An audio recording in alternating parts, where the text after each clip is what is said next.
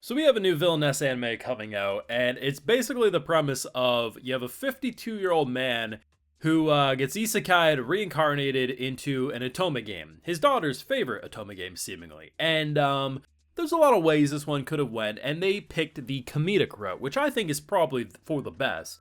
But as you know, I don't like Villainess anime. I rarely check these ones out. I rarely enjoy them. So it's nice to finally get up here and say, finally, good Villainess anime.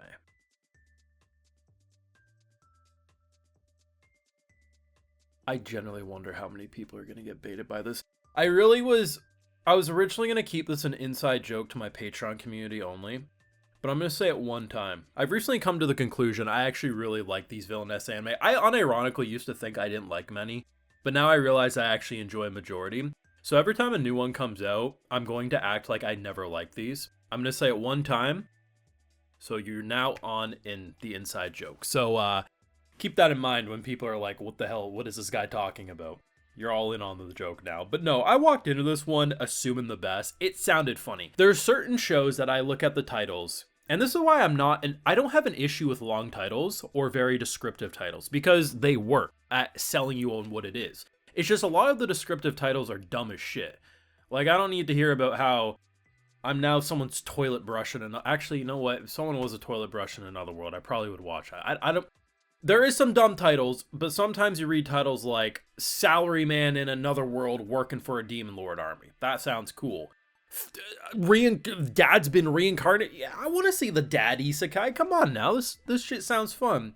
And from minute one of interacting, he destroyed tropes. This man said, "Hey, I got hit by Truck-kun, but I'm gonna hit this world harder than Truck-kun hit me." And said, "Hey, heroine, who's supposed to be the arch nemesis, dad mode activated, we're now best friends. Go watch it. It's actually freaking hilarious, and I think this is going to be a gem of the season." Now, of course, if you want to support my work, I do a full uncut live reactions over on Patreon exclusively. If you do want to see my full thoughts to these episodes, that's where it's going to be. Man, this is a good show. The more excited I am, the more I want to just ramble and ramble. And I feel like in a very rambling mood right now, just because it's such a funny show. Now, there's similar to a normal generic kind of like fantasy isekai. There's tropes and trends you're going to see in most shows, even if they turn out to be really good. And for a Villainess, there's a couple of things that I've noticed as of late. Generally, most of the schools are going to look the same, especially when it comes to the character wardrobe. Like, look at the outfits for the general people going to the school. It's very, very much the same as most of these shows. I think you can look at the fact that it follows like the trend of, here's the blonde prince who's like the main love interest, but one of like a dozen. There's like those elements. But I love how they've already immediately navigated everything. Like, okay.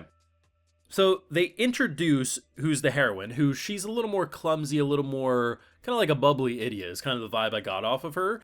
And usually there'd be like this wedge, and they find ways to like obviously either push them away, navigate them together. No, this man came in dad mode and said, "Hey, how's it going?"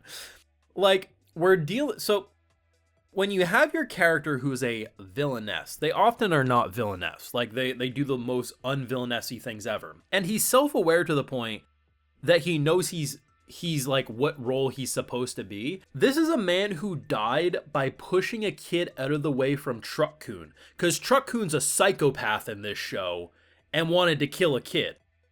So instead, he got killed. Do you really think a man who died saving a child is gonna play the villain role? No. Instead, he plays the dad role.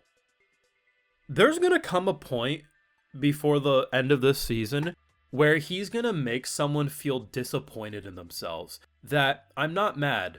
Like, something like this has to be said. I'm not mad, I'm just disappointed. And you're gonna see their heart shatter, because you know it's gonna happen. This show rolls with a premise and doesn't try to hide away from that premise. I do hope that we are going to see him think about his family, because very clearly he's a family man, right? And I do hope that we get to see maybe either from their side what happened, or he just reflects like, hey, I really hope I can find a way back home, because this is a man who truly is going to care about his family. The one thing I really liked what they did is they gave us a flashback of him walking, he was going to work or something, and his daughter's playing the game. They have the opportunity to either every episode or every couple of episodes do a flashback to, little family bonding time while having him still technically in the game. Now, granted, they might go the route, maybe he's in a coma, maybe Truck-kun didn't fully kill him or something. Or maybe the daughter's gonna realize that he's in the game at some point and that will be like a bridge. I don't know. They had the potential to break away from a lot of these kind of villainess isekai tropes and trends. And while I wouldn't say this show's remarkable in terms of the visual department, it's pretty bare bones. You can tell there's going to be a lot of distractions and shortcuts they'll take in order to get around animating faces and crowds and stuff like that. The thing is because this is clearly a comedically focused show, the fact that we're going to have on purpose silly faces means that the silly faces that happen accidentally will just kind of blend in, and it will honestly be happy accidents more often than not. The only time it really becomes a noticeable issue is if you're having a serious show and there's a lot of inconsistencies with character models. But if your show's going to be a goofball of a show, it just kind of blends in a lot easier. This was a great first episode. I don't have a single major issue with it. Like, yeah, I would have preferred the production to be a little sharper, a little more consistent, but that doesn't really had we had ufotable level art and animation this episode, I don't really think my opinion of it would massively change, other than, damn, that's one of the most beautiful looking episodes of the season.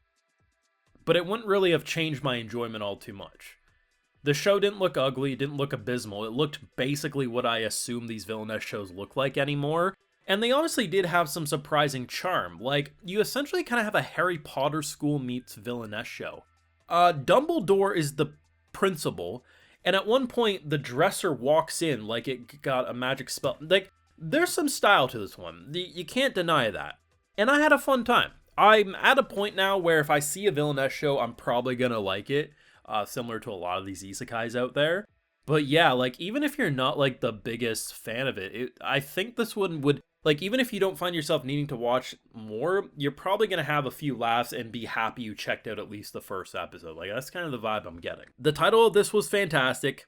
It got me interested. I knew it was gonna be one of the more interesting shows of the season. But yeah, I mean, I'm here for this one. I know this is a busy freaking season, but maybe I just need at least one villainess show a season these days. I think I've evolved. 2025, new brand, new outlook on anime. Let me know your thoughts and feelings down below. What did you think? Whether if you were like me, walked in excited, or you went in completely blind, your thoughts down below. Leave a like if you enjoyed, subscribe if you're new around here, of course, ring that bell. And like I mentioned, we got those full live reactions over on Patreon, and hey, while you're over there, I'll also give you a video shout out. Alright, so today we got Marcel, 1980. Old Man, Mohammed Iqbal, Michael Ferguson, and we also have Jonah Vanillo. So I appreciate the support, everyone. Please take care, and you'll have a good one.